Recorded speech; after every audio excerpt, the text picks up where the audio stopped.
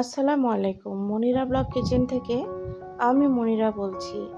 আজ আপনাদের তৈরি করে দেখাবো মজাদার স্বাদে বর্তমান ভাইরাল একটি রেসিপি, কাঁঠালের বিচির রেসিপি। তো কাঁঠালের বিচি দিয়ে কিন্তু এইভাবে নাড়ু তৈরি করা যায় তিল দিয়ে। তো আমি সেই নাড়ুটাই আপনাদের মাঝে আজকে শেয়ার করেছি। আশা করি সবার ভালো লাগবে। এরকম রেসিপি তৈরি করে সবার মন কিন্তু আপনারা খুব সহজে জয় করে নিতে পারবেন।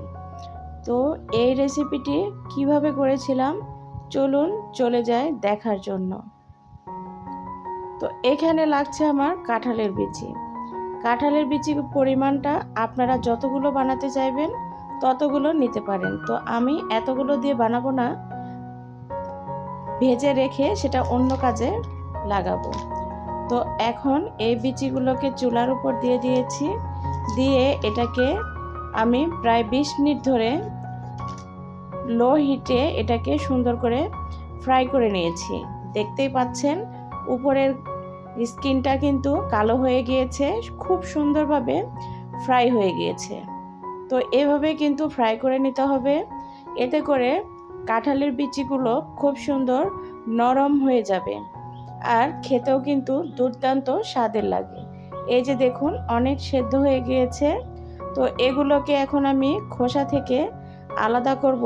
এভাবে হাত দিয়ে একটু এইভাবে কচলিয়ে নিলে দেখবেন যে বিচিগুলো সাদা অংশগুলো থেকে আলাদা হয়ে যাবে।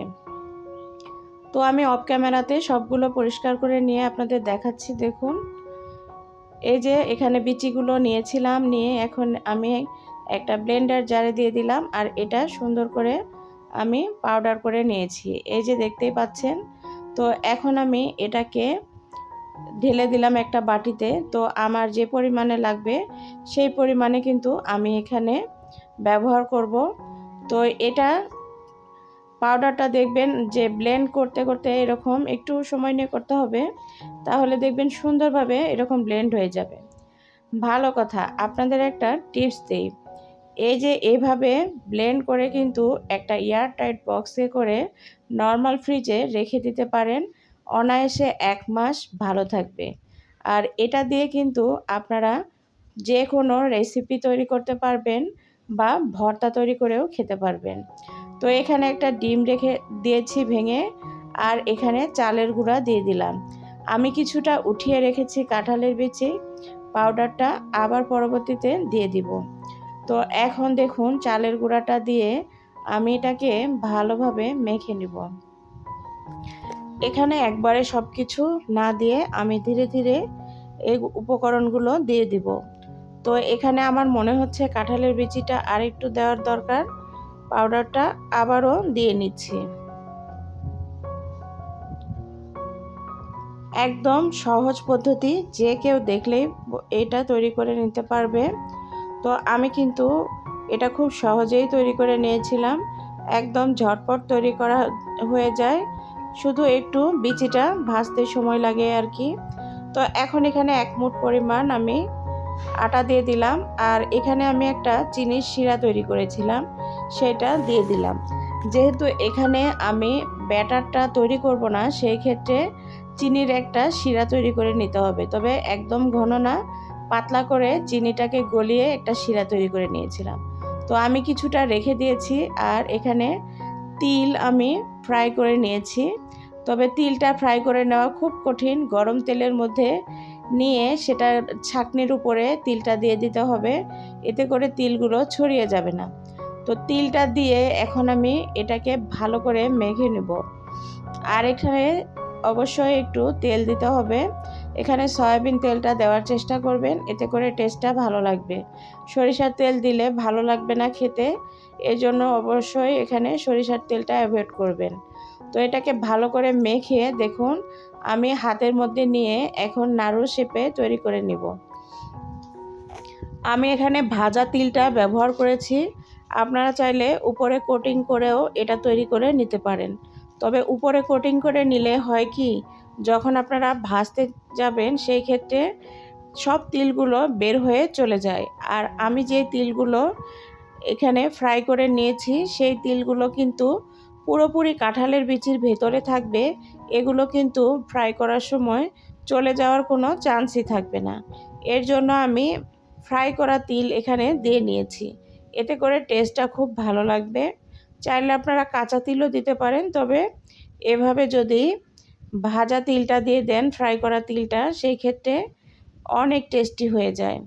তো আমি কাঁঠালের এই বিচির যে ডোটা তৈরি করেছিলাম, অর্ধেকটা কিন্তু দিয়ে আরেকটা রেসিপি তৈরি করেছি, আর অর্ধেকটা দিয়ে এই নাড়ুগুলো তৈরি করে নিলাম।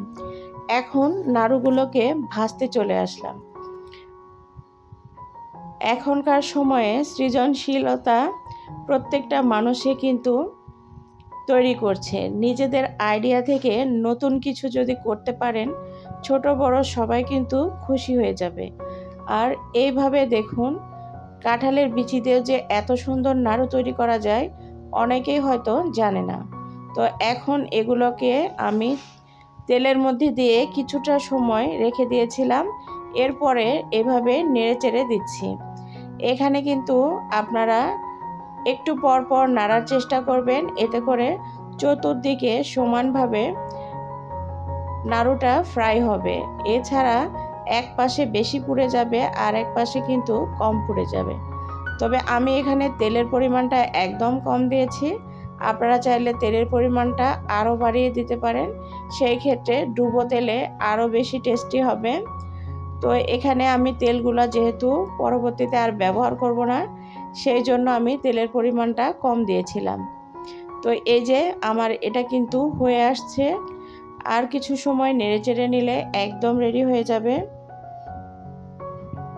তো এই যে দেখতেই পাচ্ছেন, অনেকটা একদম কালার চলে এসেছে কিন্তু।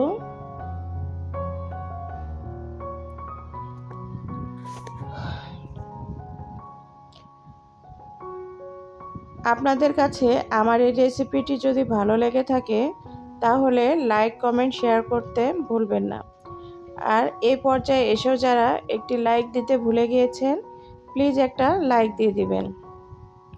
আর এতক্ষণ সময় নিয়ে যারা আমার ভিডিওটি দেখেছিলেন, সবাইকে অসংখ্য অসংখ্য ধন্যবাদ। তো আমার চ্যানেলে কাঁঠালের বিচির একদম 15 দিন ভরা রেসিপি দেওয়া আছে। প্রায় 15 দিন ধরে আমি কাঁঠালের বিচির অনেক রেসিপি শেয়ার করেছি। আপনারা নতুন যারা, চাইলে আমার চ্যানেলটি ঘুরে আসতে পারেন। অনেক ধরনের কাঁঠালের বিচির রেসিপি আমি শেয়ার করেছি। এই তো আমি যতটা কালার চেয়েছিলাম ততটা কালার কিন্তু হয়ে এসেছে। আমার তিল দিয়ে কাঁঠালের বিচির রেসিপিটি একদম রেডি। তো এখন এটাকে তেল ঝরিয়ে একটা প্লেটে উঠিয়ে নিচ্ছি। আর প্লেটের মধ্যে কিছুটা আমি